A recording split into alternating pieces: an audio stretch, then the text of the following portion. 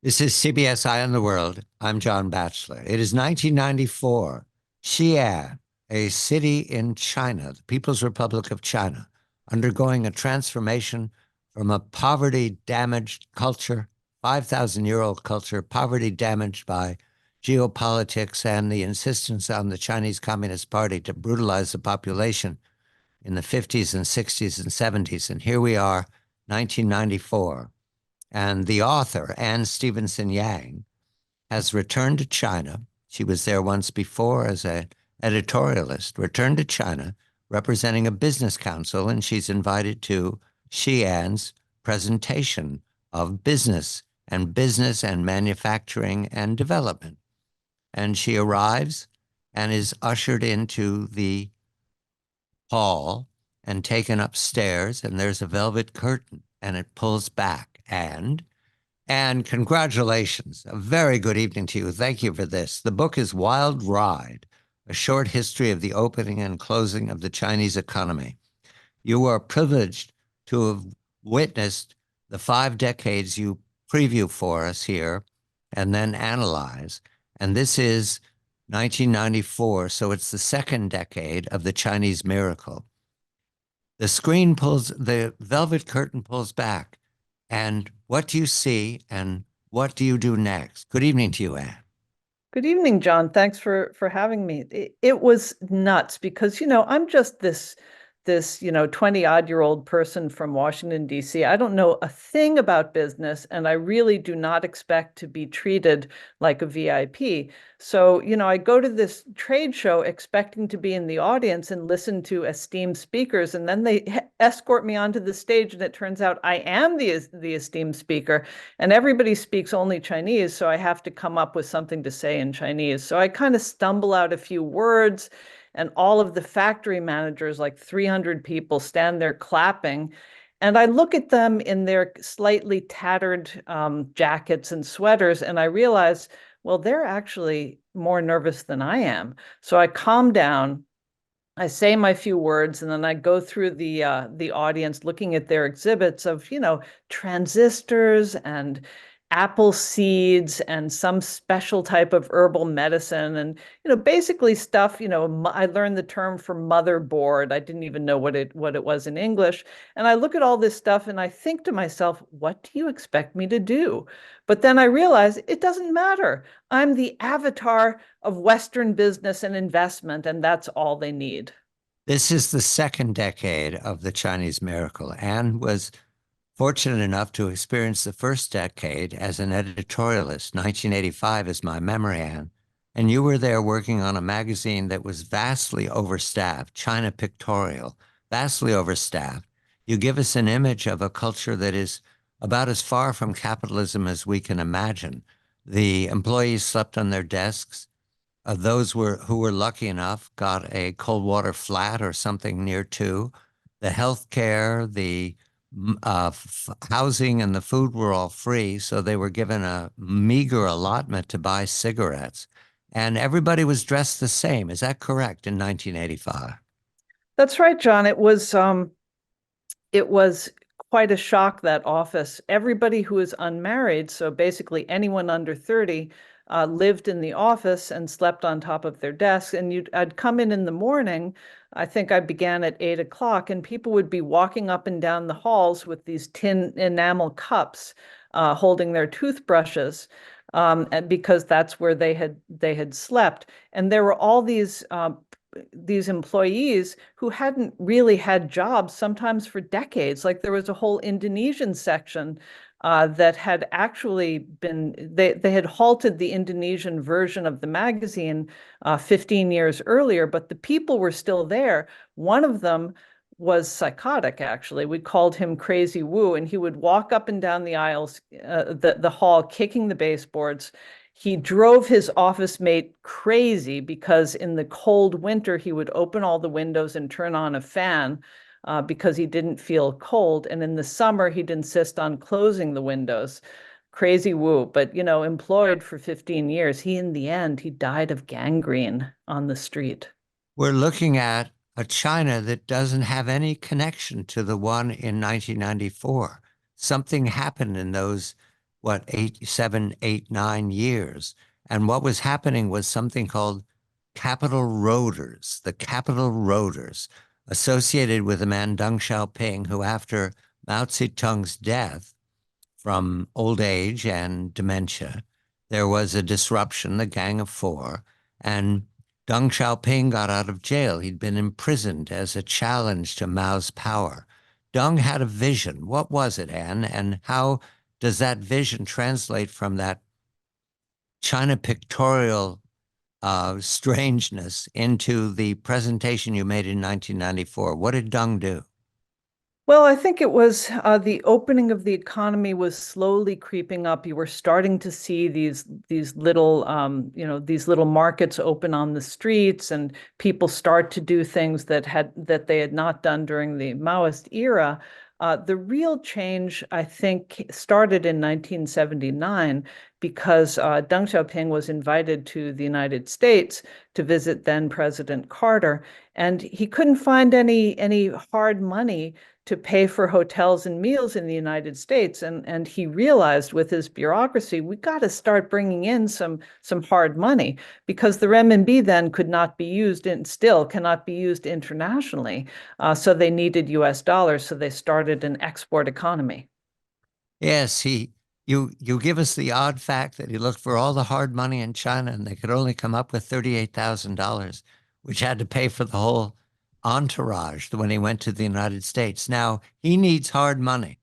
Is that the motive for the transformation of Guangdong province into an export superstar to That fund? was the initial motive. So initially, there were a lot of people in China who were very hesitant about the sort of moral and spiritual pollution that would be created by intermingling with foreigners.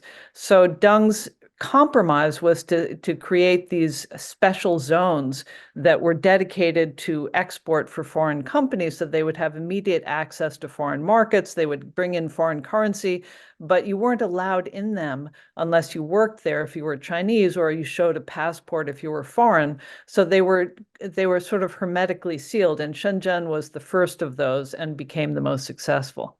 There were industries that initially did very well exporting, textiles and garments, I have from your notes, Anne, but you spent some time telling us how the media transformed itself in this period. I love the idea that the first 500 words of an essay in the old way had to list the names of the dignitaries who were part of this story. So you didn't have any news whatsoever. You just had them in what, in chronological order or in order of their superiority? How In do rank order of importance.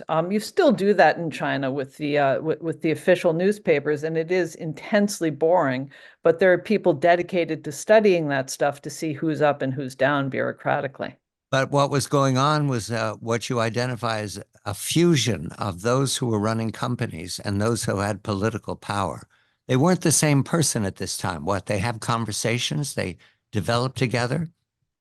Well, what happened in order to create this elite class of people with money and power and political power was that they gradually separated the allocation of money from ministries to separate organizations, and these initially were started by very well connected people because the bureaucracy was anxious about it. So you had the first venture capital fund that was started by Deng Xiaoping's daughter with some other, the daughters and sons of other high officials, and they would allocate money to start up companies that were not connected to ministries. So this was the first wave, and you had to be, the bureaucracy was very nervous about this sort of thing, so they wanted connected people they could trust to be in charge of it. Yes, let us turn to the Red Capitalist period, which is really sons and daughters period. The book is Wild Ride, a short history of the opening and closing of the Chinese economy. Anne Stevenson-Yang is the author. Tiananmen is a catastrophe. The tanks on students, the damage, and then the pursuit of anyone who was in attendance takes 2 years of closing the country down, brutalizing. We don't have a good history. But in 1992, the country starts to open up again to capital. It needs capital. It needs money invested. It needs to organize itself to attract investment. And this is the period of creating the red capitalists, which I note, Anne, invariably were the sons and daughters of the leading political figures, all of them. Deng has a daughter whom you describe as mousy, Deng Nan, who becomes part of the free economy, and the premier have children or friends of children. The one I love best is a Drexel University graduate named Jiang Ming Hong. I was called Mr. 10 Percenter. What was the 10% about? Well, that's because in Shanghai, where he lived then, a lot of companies felt that they needed to give him 10% of the equity in order to smooth their way to getting licenses and getting capital. He was the son, of course, of Jiang Zemin, who was the head of China. I hate to use the word president, which Chinese people never use, but he was the head of China after Tiananmen. And so his son was Mr. 10%. And this is red capitalism. This isn't quite our idea of capitalism, but it is red capitalism. The premier's son, his name is Levin Zhu. He runs something that, what is that? A sovereign fund, a CICC. It's an investment fund. The state-owned investment bank that it eventually took a piece of all of the Chinese companies that were listing on foreign markets. So what we're looking at is the creation of royalties. Children then run the corporations or run the nodes where you must pass through that node in order to expand. Was there also independent entrepreneurial class at the same time? Well, if you're going to be an independent entrepreneur, you have to attach yourself in some way to the regulators because you have to realize this is a system that doesn't have an orderly sort of voting mechanism for distributing resources. So if you build a new factory and you need water and you need roads and you need, resources, you need to access that through the government. And the government's way of getting its, making sure that it has control over you is to have equity. And they would hold equity through trusted individuals. The gray zones were created. The note I have here is the Premier Zhu permits the gray zones to be built. At the same time, they were cracking on the biggest, you write, the biggest smuggling ring ever. So smuggling comes out of capitalism. I mean, Europe was smuggler's paradise. America was smuggler's paradise when it first was created.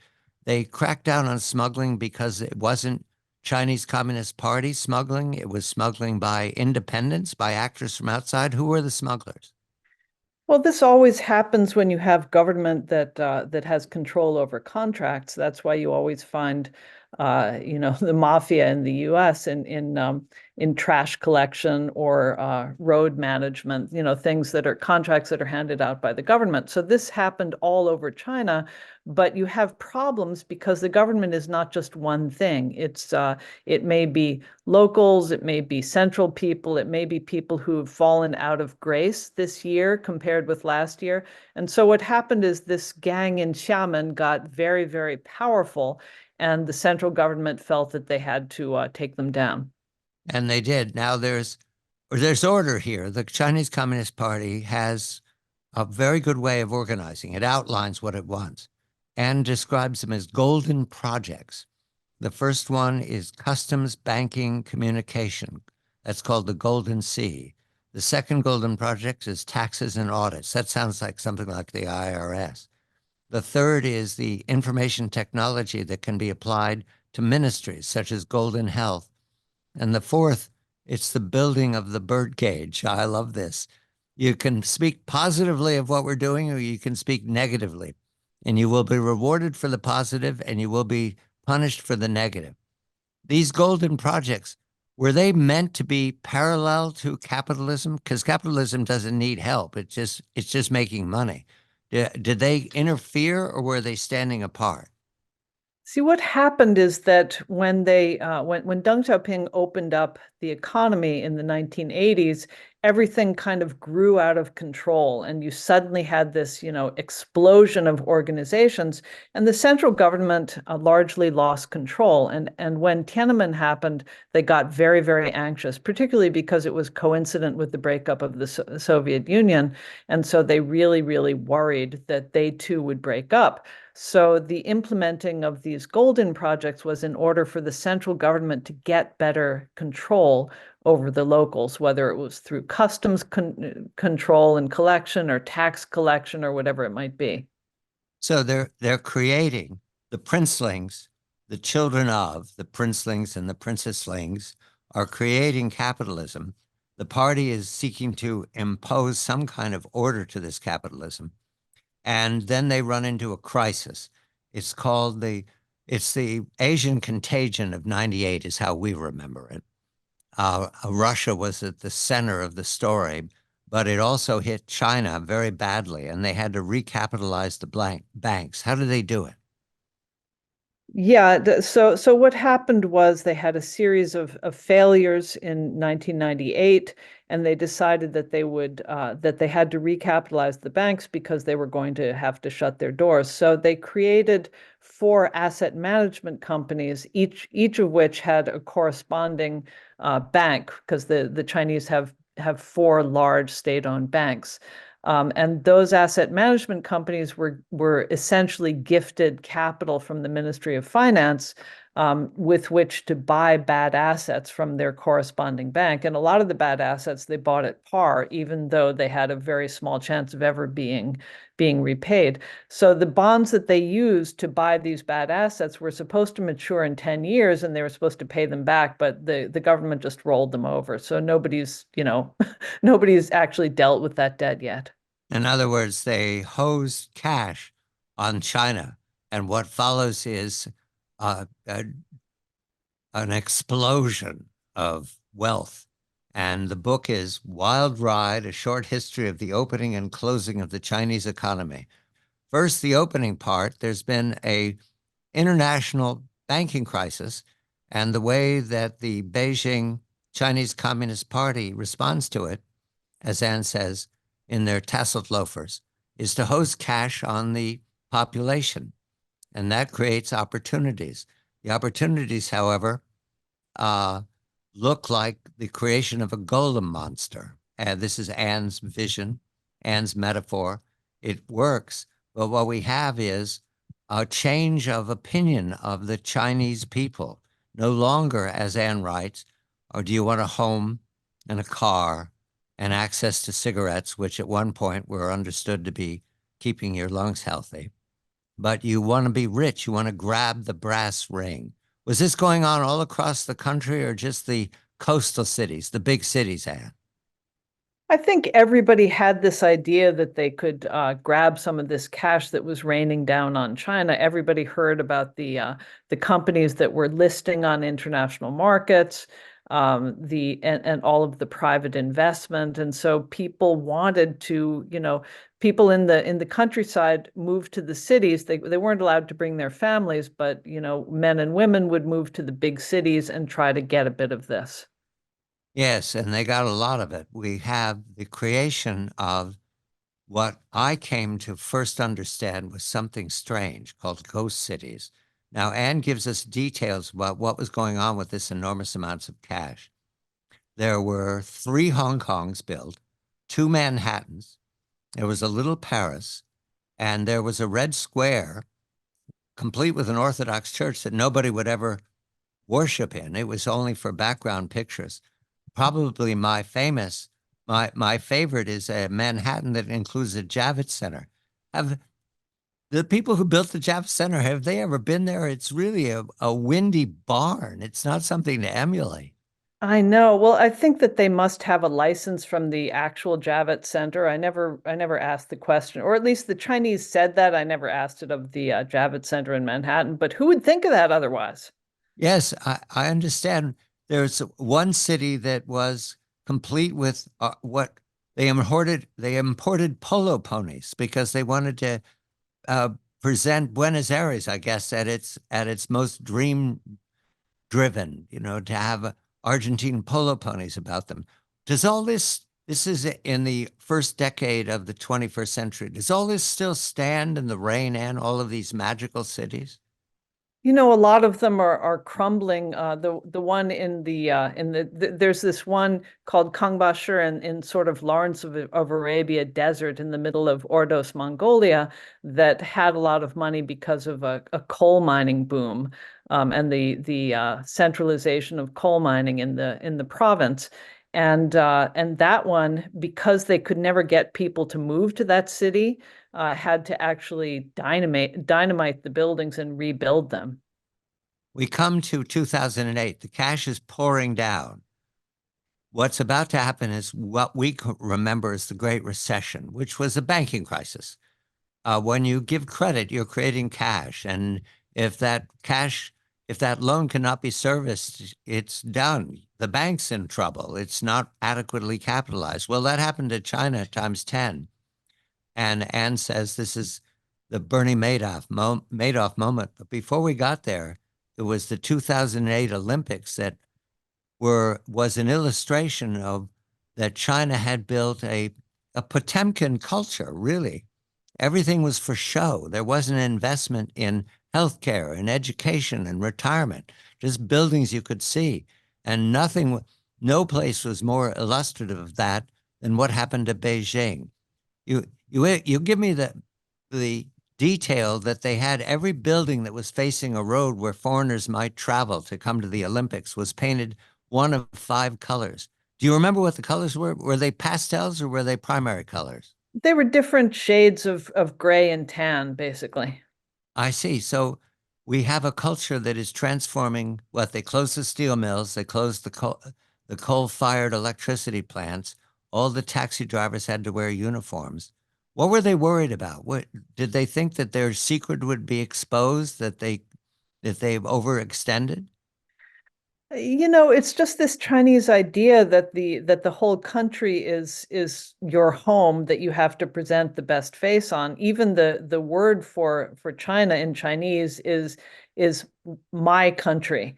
And they feel that foreigners visiting are visitors to their home and should be impressed. But it was pretty darn annoying to live there in the run up to the Olympics. They kept on, for example, Beijing would steal rain from the neighboring provinces by shooting some chemical into the clouds to make it rain so that the sky would be clear. And you know, for Hubei, right next door, which is a farming province, they were hopping mad because they didn't get rain. The Great Recession. Now, the crisis of 98 is dwarfed by the scale of this Great Recession. And the decision is made again. I don't know if they're still wearing tasseled loafers. They're up to date here in Beijing, is to pour even more money, having not been able to balance the loans that we made in the last 10 years. We're going to pour more money. And the number I recall reporting, Anne, was $4 trillion or 4 trillion yen. Do we know how much they poured on the economy? Well, that was in 2000, at the end of 2008, because the Chinese leaders were very, very frightened that the international crisis would have a contagion in China. So they wanted to put up a big number that would impress people and make them feel calm. So they put up this 4 trillion renminbi. In the end, they didn't spend that as subsidies or as, you know, financial allocations. They spent far more in loans from the banks. They build even bigger cities. This is where I was breathless. They built they built cities so vast that it includes, and this one I can't tell what my favorite is, the 150-kilometer canal, so that water could fill the moat of a magical castle they'd built thinking the tourists were going to come. Does that moat still exist? Does that canal still exist? I don't think they ever completed it. That was in Yunnan. But they did. I did view a lake that they dug in the desert in Inner Mongolia in order to have a yacht club, and they actually had a yacht manufacturing company. I don't think they ever started that though, and they had this supposed private school for boys where they'd have all these posters outside of boys wearing blazers and things like that. I don't think the school ever opened. There's one city, Tianjin, that builds port facilities for cruise ships, never having had a cruise ship call at the port. So and this is generating GDP, although you mentioned the GDP is not to be trusted, but it looks like it's growing at 9% a year. And now the puzzle, these details that you provide for us, were they available for foreign investors at the time? Wall Street was in a bullish mood about the Chinese economy. Did it know about these magical cities that have no people? For Wall Street, the fact that investment is pointless and is going to assets that will be dead assets very soon is not a particularly relevant piece of information, because the point is the GDP was growing and they wanted a piece of that. And for the most part, they were right. Hu Jintao is the leader of China during this period up to 2012. And I recall reading about one of Hu Jintao's children being involved in a scheme in Zambia. That was the first time I had reporting information, that something was awry in the Chinese model. Was that well known, that the children of the princes were dominating the billionaire creation or their friends, and that this was one great big elite family that was keeping everything for itself? Was that well known on Wall Street? I think so, but in China, the worst crime you can commit is lèse-majesté, which is, the mention of the leadership's families and their children and themselves having equity and stuff and making money. It will send you directly to jail, or it will get your business closed down. The reality is that Chinese leaders have built up trillions in US dollar assets in havens like the Caymans and BVI. This statistic, I'm thinking I wrote my note correctly. The loans that they lavished on the banks lavished on individuals in 5 years were the equivalent of the entire US banking system after 200 years. Did I get that fact right? It was some. That's about correct. The consumption, here's another one, the consumption of cement in 3 years in China, I believe it was 2009 through 2012, was greater than the consumption of cement in 150 years in the United States. And sure, you can say there are more people in China, but the land mass is roughly the same. So they really shouldn't need that much cement. Now, the creation of billionaires, they're they're farming billionaires right now. They're in all directions. However, the billionaires have access to political power. How was that? How was that handled by the Chinese Communist Party? Was it okay to create Jack Ma's everywhere? Well, I think that's why that's a critical reason why you see people like Jack Ma detained, because, in other societies, money flows to political power and political power creates money. In China, it's not supposed to be bidirectional, just unidirectional. And so when you see people like Jack Ma or the head of Dalian Wanda or the head of China Renaissance becoming very, very wealthy, that's a great concern. And so you have to step on them, uh, take over their assets, maybe detain the people, maybe charge them with corruption. And Belt and Road. First, there was 2025, in which they were going to have 10 critical industries entirely in China. And then they were followed that with the Belt and Road Initiative. Was that a way to spend the cash? They couldn't build any more Manhattans in China, so they had to go build one in Kenya. Is that why? Well, the Belt and Road initially was just an extension of the Going Out program that Jiang Zemin had begun in 2002, I believe. And the idea was, well, we have all of this money, so we need to find good ways to invest it overseas. The problem is that they didn't find good ways to invest it overseas. And the Ponzi of this, the making of loans, we've talked about this, where the municipalities were obliged to borrow against land and then use that borrowed money to build hotels and residences that no one could live in, but because they weren't finished. But you would sell the apartments to be built in that residence in 2 years.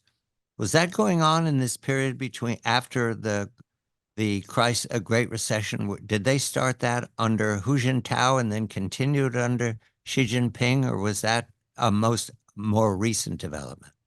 Well, it basically got hyped up on steroids after the 2009 explosion of capital into the economy. It had begun in 1998 because localities really had no way to fund themselves until the State Development Bank came up with this idea. Well, you own land, so why don't you just collateralize the land and we'll give you loans based on that collateral. At the same time, housing was privatized, and the state-owned enterprises got money from no longer having to provide housing to their employees. So everybody has money, everybody's happy, there's a new market, and things start to grow. But it really exploded after 2009.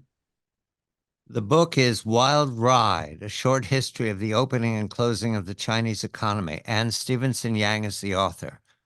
We're in 2020, COVID hits. We know the story is shutdown of the Chinese economy, seal the apartment buildings in some instances, quite severe, and the Chinese people are rattled. At the same time, there is a financial crisis that accompanies the shutting down of not just the Chinese economy, but the global economy. We're still recovering.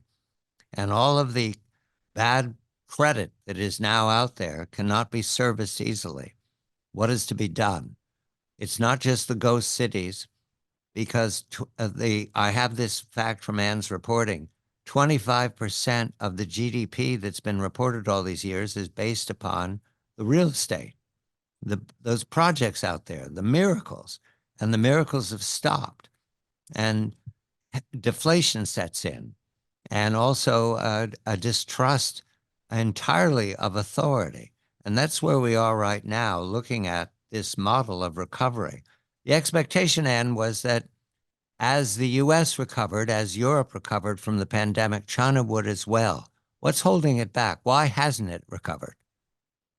Well, I think that a lot of people came out of these very, very severe lockdowns quite disappointed in the government because, internationally, uh, people got money while they had to stay home and leave their jobs. But in China, that didn't happen. And so they come out of these lockups and they find, well, now I feel very insecure about the future. Is this going to happen again? And I don't have more money in my pocket. I think I better hold on to what I have in case something bad happens again. And the response by the central government, Xi Jinping, was to increase surveillance, was to distrust everybody, was to worry about protests. There was that moment, I think it was last year, the year before, there was protest in a city about real estate. So is that what the state does now? It runs from like brush fire to brush fire, putting down protests? Yes, well, during the first the period of COVID, Chinese cities had very, very severe lockdowns. They had very sort of Mad Max. You had drones flying through the air saying everyone stay in your apartments, please stay inside. You had people dying of illnesses unrelated to COVID because they weren't allowed to go to the hospital. It was pretty bad. I have a friend who was in Shanghai, and he felt so trapped. He bought an air ticket to another city in China, and a little while before the time for taking off at the airport, he ran to the fence and tried to climb it, and he found it had been electrified. So he was pushed back. So that kind of thing happened all over, and I think that people expected some kind of explosion of spending and of jobs and things like that once it all ended, and it just didn't happen. They've collateralized their debt. My note says here up to 35% of the GDP. And recently, the report is that the People's Bank of China and other large money center banks have told the municipalities they're on their own. There'll be no more loans. Is that correct? And the municipalities can't pay their teachers, their firemen, and that's going on now?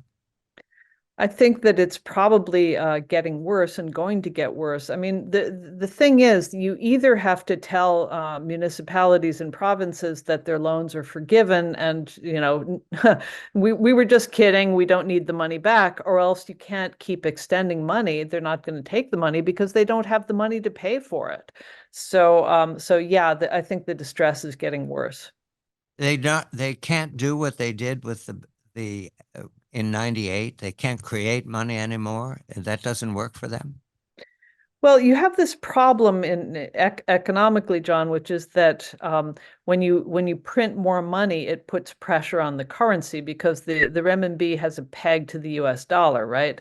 And so supply means more supply means less demand, which means that you have to make the currency cheaper. And the Chinese government really doesn't want to do this. So if they flood the economy with money, as they did before, then they're going to be facing a serious devaluation, and they just don't want that. So they're kind of stuck and they don't know what to do. If I read this too simply, help me. We've got about a minute left. The choice is now for Xi Jinping, having extended his premiership another 5 years, is surveillance or capitalism. Is that the choices in his mind? Either I restore the economy to balance or I maintain control over the troublemakers. And which is he choosing?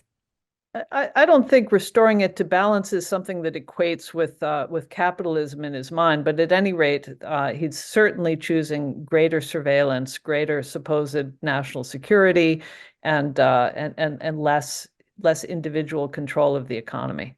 Wild Ride is the book, a short history of the opening and closing of the Chinese economy.